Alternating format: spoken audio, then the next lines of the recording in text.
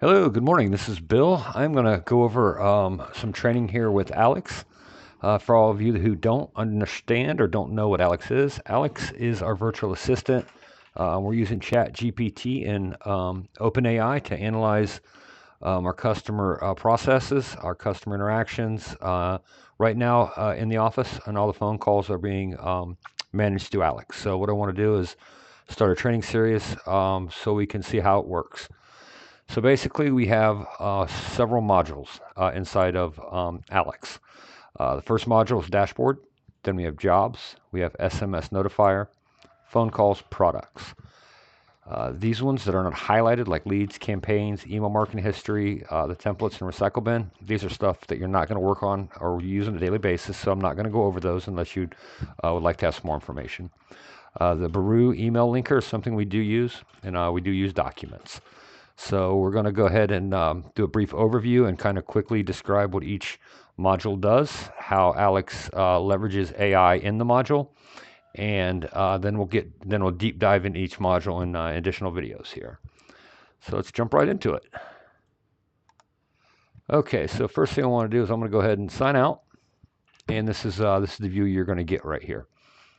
When you sign in, the first place you're going to go is your dashboard. The dashboard is going to be our version of Discord. We want to get all communication in one place so we can effectively communicate with the office, with the technicians, with the management, with the ownership. We all want to be in one spot to have this communication. So right here at the top, you'll see we have all employees, which is basically a chat just like Discord, multiple call-ins, parts follow-up. Down here we have our users. So if you see a green dot, that means they're logged on right now. Go ahead and click here, and you can type a personal message. For admin, test, send. So we're sending a direct message to them. If we were to receive a direct message, you would have a light that would light up here, and you would show a notification. And in the all employees, just a brief understanding of this is you can still do the same at thing. There we go.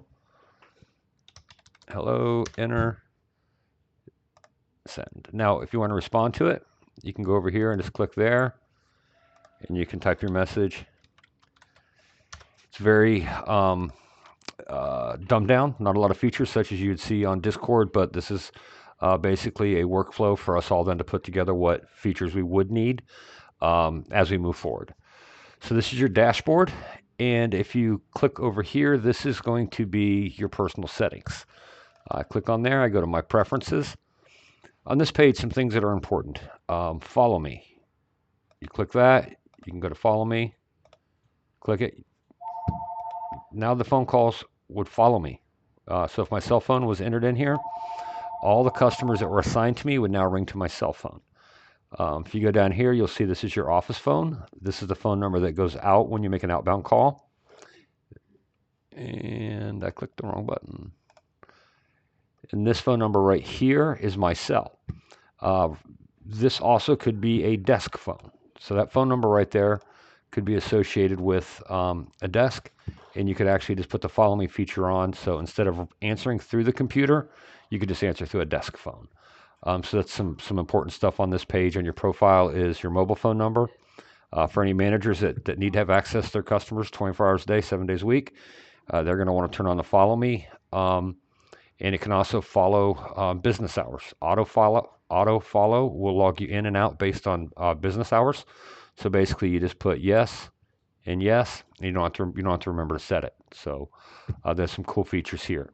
My role is a schedule manager, and everybody's going to have a different role, which will give you a different view over here. So you're not going to be able to see some things you don't need, and sometimes you'll see things that you do need. So that's how this is put together. So if you notice on your view it's a little bit different, just give me a call. We'll make sure you're in the right role. So I went over the dashboard briefly. We just looked at your profile. That way you can make sure your phone settings are set properly. Now we're going to go over here and we're going to look at jobs. And one of the things about Alex is it's set up almost like a spreadsheet view. And how everything works is based off of filters. So we're looking at all these jobs. Let's go ahead and sort the jobs by the created time.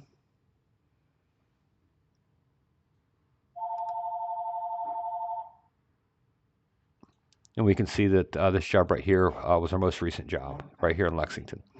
Now this is your one of 20 records of, how many records we got in here? We have a lot of records. That looks like 148,307 jobs are in the system. How you're able to get a view of the jobs is by simply looking over here. So right now I can click on offered and I see all the jobs we have in the status of offered.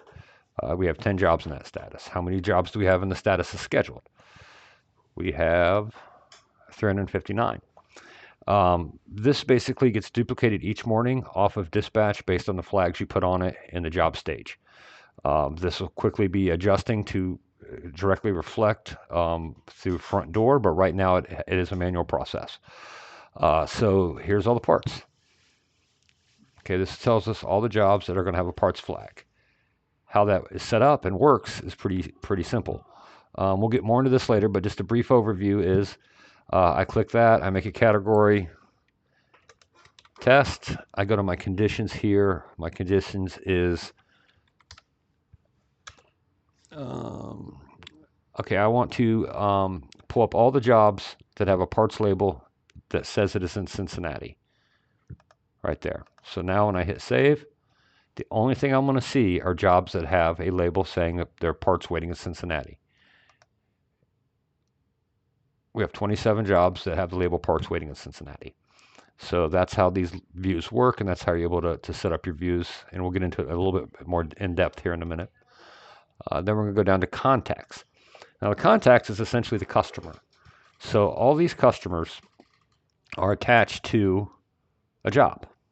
So we have 52,827 customers in the system. If you click on a customer, right here, SO, that means jobs. You click on it. This customer's had 13 jobs with us. Here's the dates.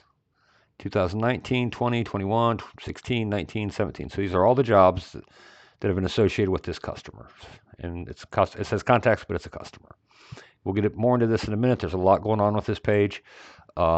There's a lot of AI built into this page, so I just want to give you a brief understanding. Obviously, the filters work the same. And we get into the contacts page. In a future video, I'll show you exactly how we work with the customers here and how you can visualize this data. It's really cool. So now we're going to go down to SMS Notifier. This is where all of our text messages will come and go and show us responses in a group field. First thing you see is you're seeing a bunch of codes. I'm sending codes out of the system via text messages. So we have Lourdes.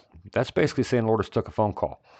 The reason that's important is I want to know how many phone calls are being answered by the technicians. So if we come over here, I have a spreadsheet that's in live, real time. Lourdes is leading the board. She's had 19 calls on the 21st. Today is a brand new day. Lourdes has 7. Nick has 9. We'll get into some more AI in a minute. There's some really cool AI filters built in over here under the data, CSR data, and score. I think I said data. I like that word. So there's our data.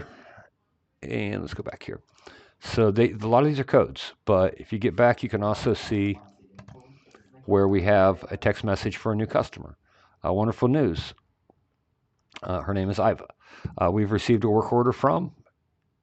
Now this is probably one that was like a pay call because some of it's being left out.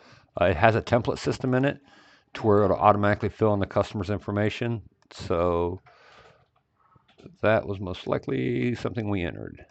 So right here, there we go. This makes much better sense. So this is the SMS notifier. You're not really going to look at it a lot, but if you're texting with customers in your day-to-day activities, you're going to want to monitor this. And obviously these codes will be put somewhere else pretty soon, but basically they go into Zapier, and Zapier distinguishes what this is, and then it makes this report that I just showed you come alive. That's how this report works. So let's get back here. Drop that back down. All right, so that's what the SMS notifier is. Now we go down here, we go to phone calls. This is a probably the busiest module we use right now. So every phone call that comes in the system will get logged right here. First thing you'd want to see on this, and I'll get a little bit more in depth with this just because there's a lot going on, but we have our overall score. This is basically how did Chat GPT interpret the CSR's communication with the customers, and it rates them on several scales. We'll get into that in a minute, but this one right here rated the employee of fast response heating and cooling as a 7.5 on a scale of 1 to 10. Over here is a sentiment score. The sentiment score represents the overall tone of the conversation. Was the customer irritated by something? Was the customer happy about something? That's what the sentiment score dictates, is overall, was the customer basically, happy on the phone call or not happy on the phone call? And it's important to know that as opposed to how the technician did, because if we had, for instance, a customer, this never happens, but we missed an appointment, and they called up and they were super, super mad about it, and this was let's say a 2, and this was an 8. What that clearly tells me that the employee did a great job communicating with this very unhappy customer.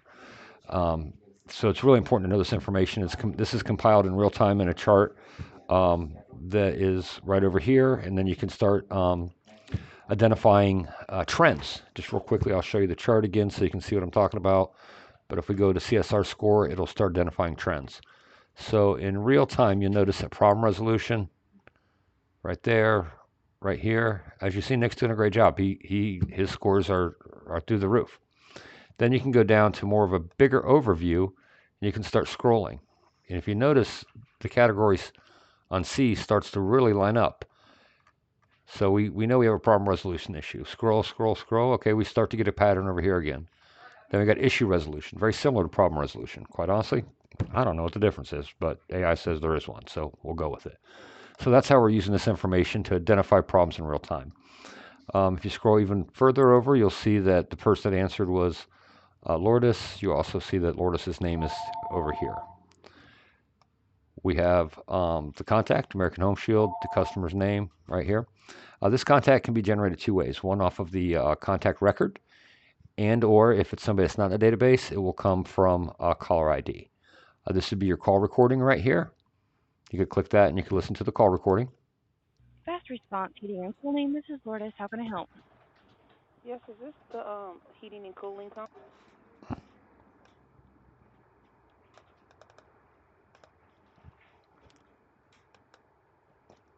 Okay. Now getting further over, this would be the job it's related to. For instance, this says HSA call. That's just a fake job that represents American Home Shield and they call in. Imported job. This would be a customer that didn't have a current job with us, but it would have been somebody that we imported from our database, such as that one customer had 13 calls. One of those would have been an imported call. If there was no job that's in the system currently open and they called in, it would come in under an imported job. Then we have our dispatch label, and this would be the duration of the call, which is pretty important as well. We're using all these factors to build an AI profile of how we're interacting with the customers in the office. So there is our brief overview of the phone calls, emails. This right here is basically a log of all the emails that we've sent and received. You get a preview of the email by clicking on it. And so if we're emailing our customers inside the system, we'll be able to preview them all right here. The emails also get attached to the customer record. Then we go back down here to products. This is a thing that we're putting together. This is Kevin's baby. So Kevin's working hard on this. He's up to 112. I really like to watch him work in the background. He really works hard on getting this information up. He has these parts just organized. Just awesome. I mean, he's going to be able to really maintain the inventory and keep track of what we're doing with this application. So there's his parts, and it says products, but it's really parts.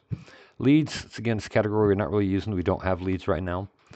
Campaigns right here. This is where we can do email and marketing campaigns. This is where we're able to build and manage the systems. A lot going on this page too, so I just want to let you know what's going on there. Documents is where we keep the personalized phone messages that we use with Alex, so Alex can talk to the customers. So right there is the file name. We just downloaded it right here.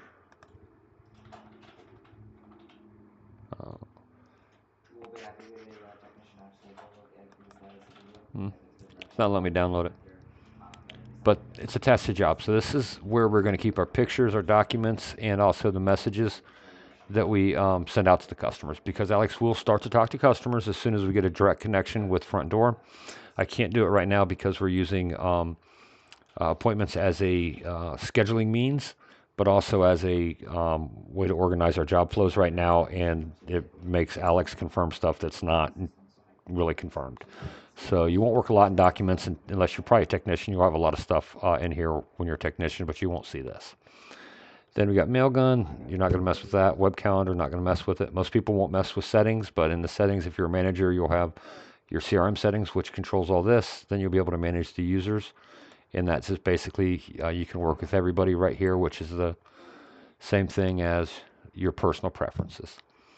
So this is an overview of all the modules, what the modules do, and a little bit of the AI we have built into it. We are going to make some further videos that show each one of these modules in depth to give you an idea how you work with them, how you can adjust your views, how you can share your views, and what you can expect inside the modules. So I do appreciate everybody's time today. If there's anybody watching this, thank you so much. I'm sure there will be. And I look forward to feedback. I can't get better unless I know what you need. This isn't this isn't where I'm force feeding you something. This is where we're building something together. So definitely give me feedback. Let me know what works, what doesn't work, and what we need to have adjusted. And then everybody can put their collective heads together and make sure this works perfect for us. Thanks a lot.